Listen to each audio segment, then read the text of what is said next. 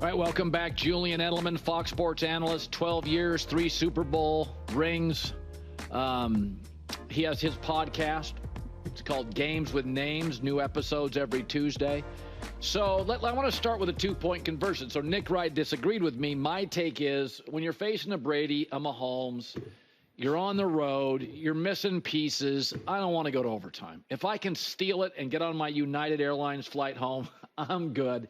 I would have gone for it. I just get me out of this place. Would you have gone for it if you were the coach? In that specific situation, no. Because the Buccaneers probably couldn't get the 2-point conversion.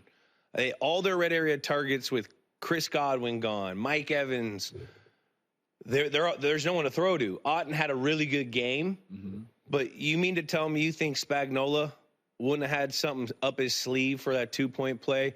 You know, and by that time, all those short area, red area plays for the Buccaneers have already been ran, so they already had a beat on something.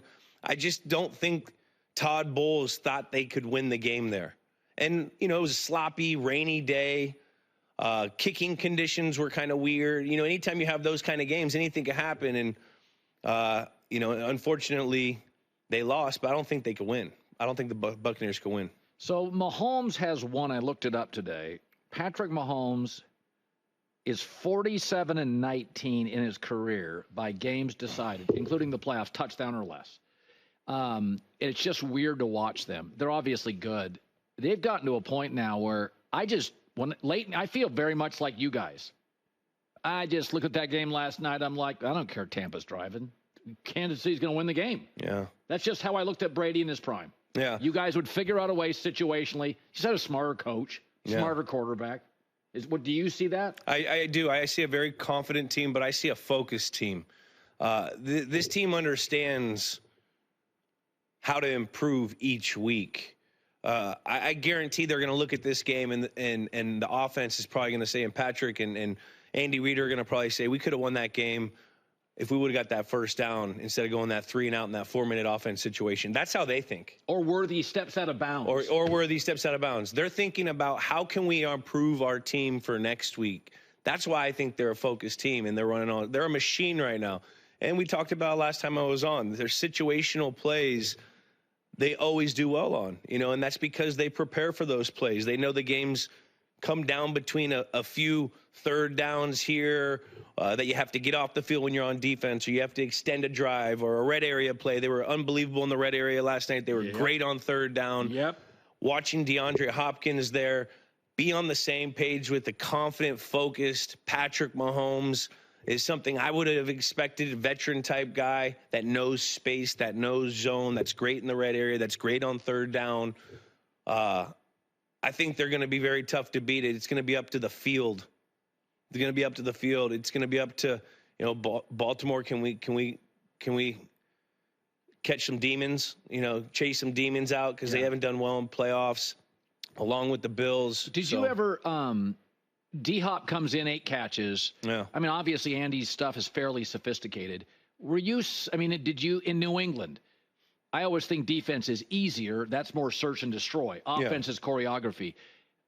At the trade deadline, can guys come in and quickly learn? Like, I was surprised D-Hop was that good in red zone situations. Yeah, well, there's only so many red area plays. Okay. Now, we didn't see DeAndre Hopkins on one of those little whoop-de-woo behind the back screen plays or a shuffle pass. He was on a little slant where – you know, you can understand that. You know, a player of his experience has played in the red area for a long time, that they were going to find something. It reminded me a lot of when you have a receiver that understands the game like DeAndre. It's kind of like when Randy went over with Tom.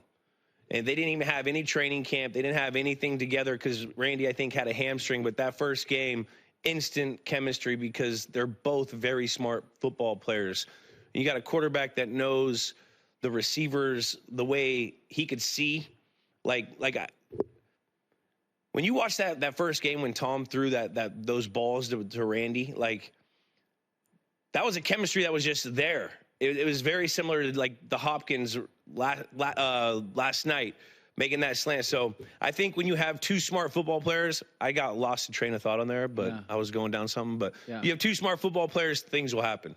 You know, it's interesting that you said this, that Sean Payton always says this. The best time to be a coach is you win, but don't play great, so you can coach them hard. Did Belichick, was there ever a moment during, and there may have been many, but during the regular season, you know, before the tough games of January, that Bill came in on a Tuesday and said, that was a great performance? Or did he avoid that? He avoided that. Okay. You know, there was never really a great performance. There was like, fellas, we're on the right page. We're in the right direction. But that's how I think great coaches think. It's not about what you've done great. It's about how can we improve and get ourselves to that last game, to have our best football performance the last game of the year. And I'm sure Andy Reid is probably similar. He probably delivers it differently. But I'm sure that he addresses everything that they could have done better in that game last night, just like Bill did it probably in a different manner to us. You know what I mean? So I think the great coaches find a way to be able to improve the team, whether you guys do really good or really bad. That's ultimately what the NFL season, regular season, is for, is improving your team to the absolute best. For when you get in the dance, you got a shot. So the Eagles have beaten bad teams: Giants, Browns, Bengals, Jags. 4-game winning streak. Hurts is not turning the ball over. Well, bad teams don't force you into mistakes. Good teams do. Do you buy Philadelphia? No, I mean, I had a State of the Union on our show, Fox Morning Kickoff, about this last weekend, saying that, you know, the leadership of that organization right now is just too noisy. They have a lot of talent, yes, at a lot of key positions, but losing a Jason Kelce in the offensive line is someone who you think that was able to probably go into the coach's office and talk to Sirianni or address the coaching staff. Chip Kelly admits he did when he was there. Yeah, I mean, they don't have that anymore. I don't think Jalen Hurts is that kind of guy. I don't think he's going to go for confrontation. And right now, like, there's just been a lot of episodes. Can I bet on Sirianni going out and beating a Detroit in a playoff game with a lot of these behaviors or like the noise that we've heard? And I know it's only the middle of the season, but, you know, like, they haven't played anyone really that great, and they're not going to play anyone really that great going forward, playing in their division, the Giants twice and Dallas twice. They're going to have a great record. It's going to come down to, can they beat the good teams when they have to play the good teams? And right now, I just can't pick them with how the leadership's been going. So I was talking this morning to a couple of former college basketball players, and we were talking about UConn and Dan Hurley. And I said they play with NBA physicality as college kids. And the secret is they practice hard. Hurley's like, he'll never embarrass his players publicly. He rides them at practice. So, and I think about physicality. All New England teams were physical. And I didn't think you always had the best players. So the Chargers take the exact same defense of last year. That was a mess. They're number one in the league right now. Now, they may not be the number one defense, but they're playing like it. And I'm thinking to myself, how in the hell? It's the same dudes. Like, what? How did Bill create physicality? Because you always said this, every team's different. There were times Teddy Bruschi teams would be tough because of Teddy and Rodney. That you're guaranteed. You didn't always have bangers at safety. You didn't have a Bruschi forever. How did Bill create toughness? We practiced it. And I guarantee that's probably what Harbaugh is doing over in L.A. Like, they probably practice one-on-one blocking and tackling. You'd be surprised on how many teams don't practice tackling, which is like the number one thing on being able to break a tackle or make a tackle, block a guy or unblock a guy. Like, we would practice those one-on-one battles all the way until the Super Bowl. Really? At least once a week. Like, and that's what I see with San Diego. They're fundamentally sound right now. At the offensive line, they're getting a lot better. They've improved on the defensive line. They stay in their gaps. They don't have these crazy pass rushes where they get past the quarterback like they have in the past, where they're undisciplined. They just seem to be fundamentally more sound. They understand their roster, that they don't have a huge guy on the outside. where they're going to, be able to have explosion plays. They understand that they can only throw the ball a certain amount of times with Herbert and not going to force him 35 times down the field with no weapons. So, they understand their roster, and they fundamentally have gotten more strong. Are you surprised how good? I think Bo Nix is playing well. I thought Drake May looked good this weekend. Yeah. I think Jaden Daniels, I think he's a top 10, 12 quarterback. I just think he is. Caleb's struggling. It could be coaching staff, whatever. But it does feel like, and J.J. McCarthy looked very good in the preseason. Yeah. And before he got hurt. Are you surprised how, I watched Jaden Daniels, and I'm like, it looks easy. And I watched Drake May this weekend without much to work with, and I was like, oh, yeah, he can play. Feet are messed up, but he can play. Does that surprise you? No, it doesn't. There's a lot of great coaches right now. A lot of these guys have been throwing in these passing camps, 7-on-7s. I think guys are transitioning a lot quicker. You look at the receiver position. When I first got in the league, it took a while for a receiver to get acclimated to the NFL with the terminology, the spacing. What year did you break in? 2009. Okay, so 13 years ago.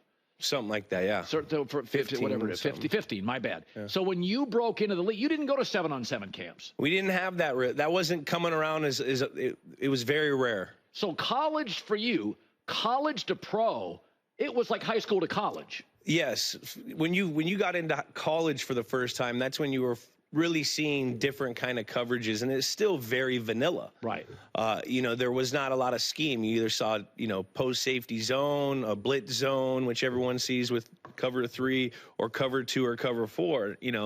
Now these kids are seeing all these coverages a lot sooner because they have to scheme in these 7-on-7 pass camps. Right. And so then you get pattern recognition a lot faster and quicker. So I think it's helping these younger players transition a lot quicker. This is the information age. These guys can go see how the best quarterbacks train, how the best running backs train, the best receivers train, what they do in the offseason, how they take care of their body, how they're studying. A lot of things are available now. So you're seeing guys transition a lot quicker, I think. Okay, so Detroit's offensive line mauls people. Yeah. And I remember Ray Lewis telling me this years ago. I asked Ray Lewis, one of the all-time tough guys. I said, was there ever a team you didn't like to play? He said, I hated playing Kansas City. Yeah. Willie Rofe. He's like, I would just come out of that thing. I had to, I would do spirituality Saturday night. Here comes Kansas City. It's going to be a miserable game. Yeah. And you remember you may not remember this. Kansas City had about a 6-year stretch when they just had huge offensive lines, 330 across the board. Willie Rofe was one of their great ones. We had Brian's, who was the guard? I know who. Yeah. He came over, yeah. Okay, so I watched Detroit, and I've said there's been 3 great offensive lines in the last 10 years. The Tyron Smith, Zach Martin, the early Dallas one 10 years really ago. Good. The Philadelphia one. Really good. And Detroit's now. There were moments against Green Bay where literally Penei Sewell pushed his guy out of the TV screen. Yeah. Do you ever remember, in New England you always had, because of Dante Scarnecchia, you had good offensive lines. They weren't dominant, but they were good. Yeah. Do you remember when you play a team like a Detroit? Belichick the other day on the other network was like, you just hope they make mistakes. They got better players. Go to a game in your career, because I think that's what Detroit does. They're just better. Yeah. Go to a team. Was there ever a team that you played, New England played during Belichick, and Belichick acknowledged privately, listen, that's the best we've ever faced. Either that receiving court, that second, like Baltimore's secondary for years. Yeah. Would Bill just be honest with you guys? Because I think when you face Detroit, you have to be honest with your team. Yeah, I remember we played those Denver teams, and they had really good receivers. It wasn't necessarily announced to the team, but you'd have like a coach come hit you in the locker room or hit you in the hallway, like, we need you to do really good on this 3rd down. We got to keep this offense off because these guys are going to score a lot of points. Was that the Peyton Manning teams a little bit? Peyton Manning teams, I remember a little bit of that. Yeah, there's always a little game planning for how you have to play offense if you're going against a very explosive, very good offense. Yeah. And that's by elongating drives and having long, methodical drives to keep them off the field. Anytime we play those Peyton Manning teams, that was kind of like what we really wanted to do. Let's keep them on the other sideline, and let's just execute what we want to do, keep them off. And yeah, I think a lot of that goes into game planning for very good offensive lines. Yeah, I think Detroit and physical teams and teams that are going to score points. We were a game plan team. There's sometimes, I would never be in those coaches meetings, but Josh would come into the offense and say, "Hey, fellas, we're going to have to get 35 points this week. It's just one of those games." Yeah, and we can do it. We have the matchups on the outside where we have to do it because they're going to score points. National Football League, they got a good quarterback too.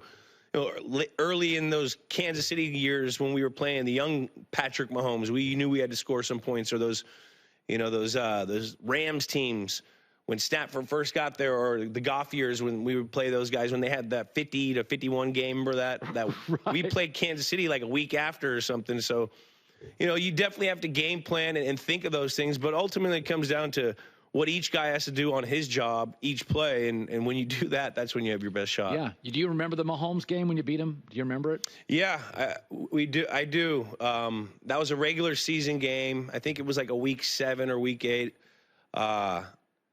We beat them, I think 30-33 or something. It was just high flying. It was a good game. It was a good game. Yeah. They were still young. They weren't there at defense that well yet. They weren't. They weren't there at the defensive side of the ball. They were actually bad. Yeah, they were. We had a lot of matchups that we liked, but offensively, you knew that they were going to score points. That was the Tyreek team. That was Tyreek. But I felt like we always played them pretty well. Yep. We always controlled the game the way you had to. We always kept them off the field. We'd have to put the pressure on Mahomes not throwing to his best guy.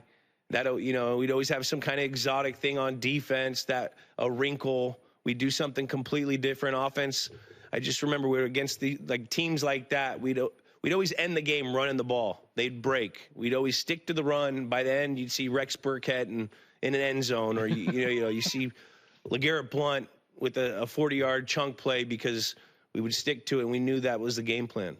Julian Edelman, he has got a podcast, Games with Names. He's on the NFL Fox Kickoff Sundays, 11 Eastern on Fox. Good seeing you, buddy. Good to see you guys. Hi, everybody. It's me, Uncle Colin. Subscribe here to get the latest from the herd, including exclusive behind-the-scenes videos and more, wherever you may be, however you may be watching. Thanks again for making us part of your day.